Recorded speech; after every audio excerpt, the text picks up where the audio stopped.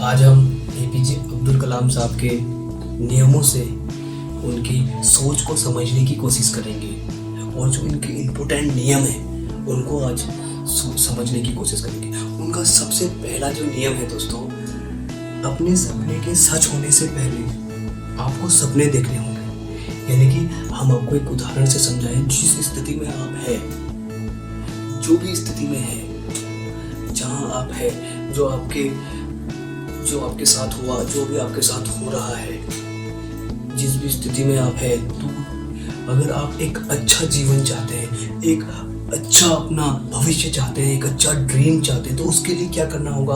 आपको एक सपना, एक ड्रीम बनाना होगा, एक इमेजिन करना होगा। आपको उस सपने को पाने के लिए इमेजिन करना होता है। इससे कोई फर्क नहीं पड़ता कि आप किस बैकग्राउंड से आते हैं। आपका जो लक्ष्य है वो आपको भगाए, ना कि आपकी जो मजबूरियां हैं वो आपको भगाए। सबसे पहले जो हमारा सबसे बड़ा उदाहरण, जो बैकग्राउंड का सबसे बड़ा उदाहरण हमारे खुद जिनका ये नियम है, एपीजे अब्दुल कलाम साहब है, जो कि एक छोटे से गांव से आए। छोटे से गांव से आकर एक साइंटिस्ट बनना, उसके बाद किसी कंट्री का राष्ट्रपति बनना, दोस्तों ये खुद लाखों करोड़ों बच्चों के लिए एक प्रेरणा है। कि उनका क्या था बैकग्राउंड? कुछ भी नहीं। एक उनके पिताजी एक नावक थे, जो कि बिल्कुल वो जो अगर इमेजिन किया जाए, अगर वो अपने जहाँ से वो आए, जिस बैकग्राउंड से आए, क्या अगर वो उस बैकग्राउंड की तरह ही सोचते जहाँ से वो आए, उनकी सोच उतनी ही होती, क्या जो उन्होंने अचीव किया वो आज कर पाते? वो 1% भी उतना अचीव नहीं कर पाते दोस्तों।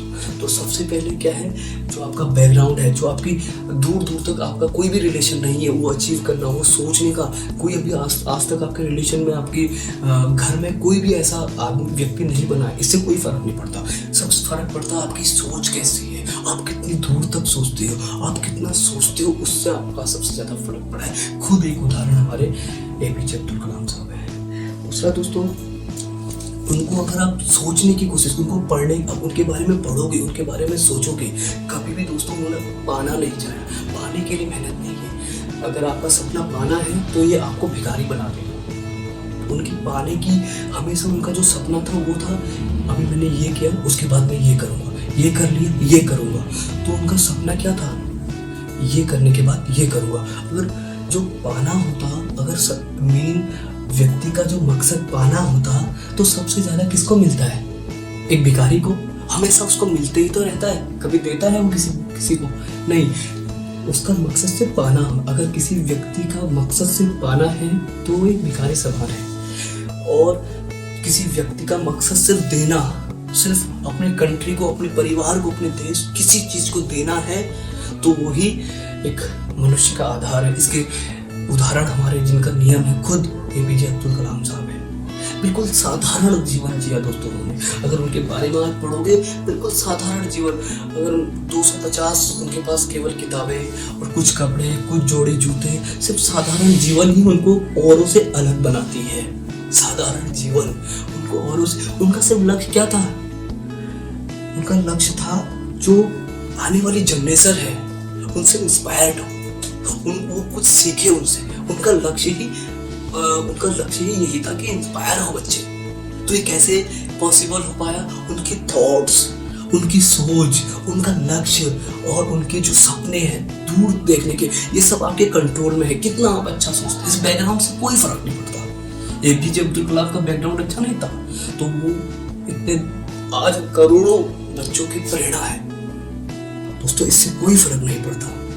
और हम इसे एक अलग वे में समझे, एक जानवर और एक मनुष्य में क्या फर्क है? जानवर अपनी भूख के पीछे, अपनी मजबूरी के पीछे भागता है, और अगर आप जानवरों की तरह भूख और मजबूरी के पीछे भागोगे तो आपको क्या करना है कि आपके जो सपने हैं, आपके सपने आपको भगाए, आपके ड्रीम आपको भगाए, आपकी इमेजिन करने की जो आप जो इमेजिन करना चाहते हैं, जो वो आपको भगाए। सपने वो नहीं होते जो सोने के बाद देखे जाते हैं, सपने वो होते हैं जो सोने ही नहीं देते। तो आपको अचीव करने के लिए एक जुनून होना चाहिए। तो दोस्तों आपको क्या करना, आप वो उनका नियम क्या था कि सिर्फ देना।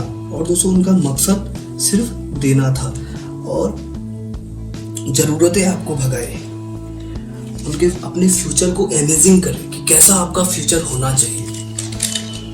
तो 90% जो लोग हैं वो इसकी वजह से सक्सेस नहीं हो पाते कि वो बड़ा सोचते हैं और उसको पा नहीं सकते। वो इसलिए फेल हो जाते हैं, वो छोटा सोचते हैं उसको पा लेते हैं, यानी कि उनका कुछ ड्रीम ही नहीं है, उनका कोई सपना ही नहीं है, कोई लक्ष्य नहीं है, वो कुछ इमेजिन नहीं करना। छोटा सा उन्होंने इमेजिन किया तो उसको अचीव कर लिया, यानी कि उनका कुछ भी ड्रीम नहीं है। दोस्तों अगला उनका जो सीक्रेट नियम है, मनुष्य को अपनी कठिनाइयों की आवश्यकता है क्योंकि वे सफलता का आनंद लेने के लिए आवश्यक है।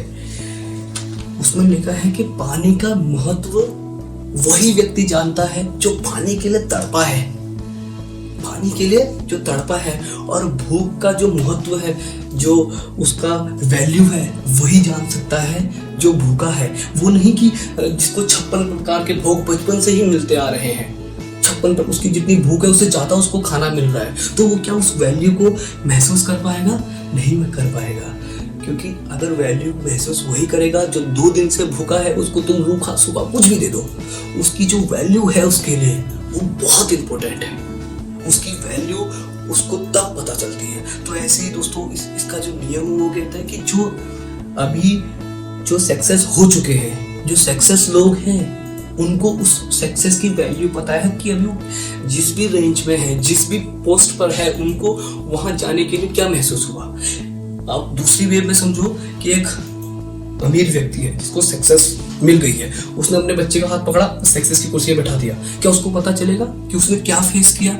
उसको उसकी वैल्यू पता चलेगी कि वो कैसे उसने वो सक्सेस पाया? कभी नहीं चलेगी, उसकी वैल्यू ही उसको पता नहीं चलेगी।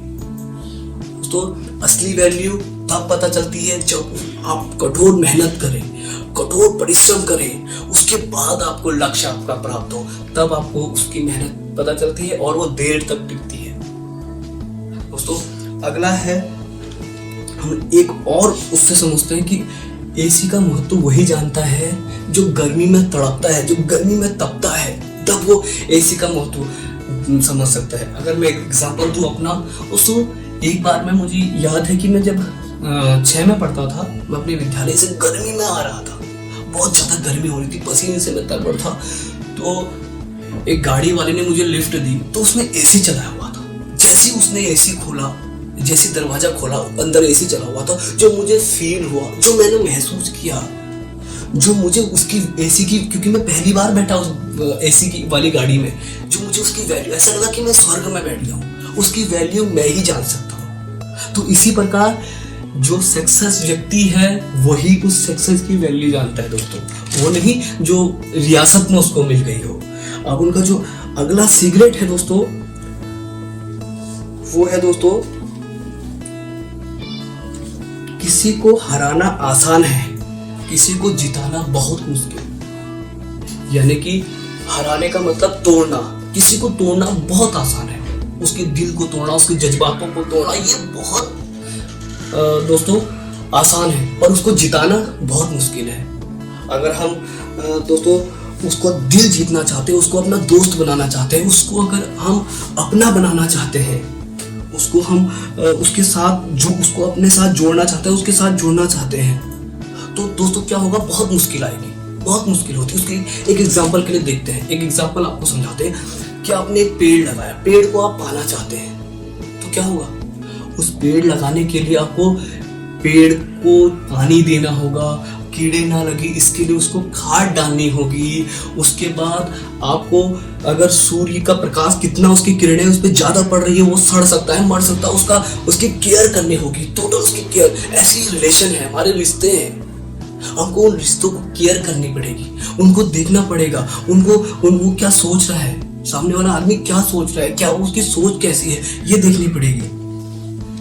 दोस्तों एजुकेशन सिस्टम की बात करें और हमको जो सिखाया जा रहा है, हमेशा वो वही सिखाया जाता है कि मैं आज दौड़ में फर्स्ट आ गया, यानी कि किसी को हरा के आ गया, और मैं आज स्कूल में फर्स्ट आ गया, यानी कि किसी को हरा के आ गया, गोल्ड मेडल जीत गया। तो हमेशा हमको क्या सिखाया जा रहा कि हरा के आ गया। तो ये हराना बहुत आसान है और किसी को जिताना बहुत मुश्किल है। अगर हम दोस्तों दूसरे वे में हमको घर में हर जगह हमको बस वही सिखाया जा रहा है क्या कि अगर घर की बात करें तो तेरी बहन इतनी अच्छी है पढ़ाई में, तू इतना निकम्मा है, निठल्ला है, तो क्या किया जा रहा है, कंपटीशन करवा दिया जा रहा है। हमारे अंदर दूसरों को हराने के लिए, दूसरे को नीचा दिखाने के लिए हर चीज हमारे अंदर, वो नेगेटिविटी हर चीज हमारे अंदर कोट कोट के भरी हुई है। हमारे अंदर सिखाया ही वही हमको जा रहा है कि दूसरों को हरा के फर्स्ट आओ, दूसरों को हरा के फर्स्ट आ जाओ, हर जगह फर्स्ट आ जाओ। तो दूसरों को गिरा के हमको फर्स्ट, दूसरों को जो जिताना है दोस्तों वो बहुत मुश्किल है। अब सवाल ये उठता है कि आपके अंदर कौन सी ऐसी क्वालिटी हो कि आप दूसरों को अपना बनाए, दूसरों को अपना दोस्त बनाए। वो कौन सी क्वालिटी आपके अंदर होनी चाहिए? सबसे पहले आपकी होनी चाहिए दोस्तों पेशेंस। आपके अंदर सबसे इम्पोर्टेंट जो क्वालिटी है वो पेशेंस होना चाहिए। उसके बाद होनी चाहिए केयरिंग एटीट्यूड। आपके अंदर केयरिंग एटीट्यूड होना चाहिए।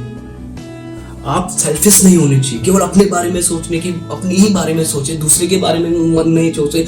उसकी केयर करना, उसकी थॉट्स की केयर करना और उसके बारे में सोचना, उसका ध्यान रखना।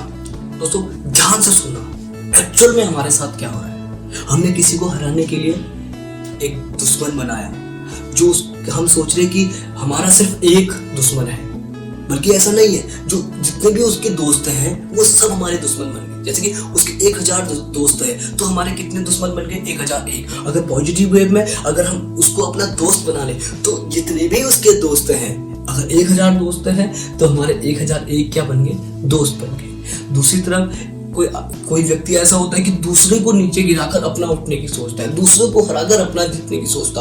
वो ये नहीं जानता कि एक ना एक दिन पूरी दुनिया उसकी दुश्मन बन जाएगी।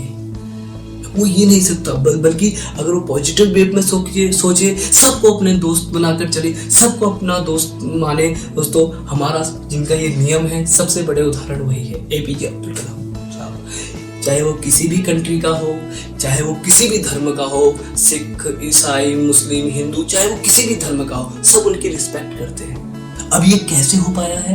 क्योंकि उन्होंने सबका दिल जीत लिया है, और उन्होंने सबका दिल जीत लिया और उनका दिल सबने जीत लिया। तो कैसे हो पाया? सब अपना बनाया है उन्होंने। Thank you so much. जय हिंद, जय भारत।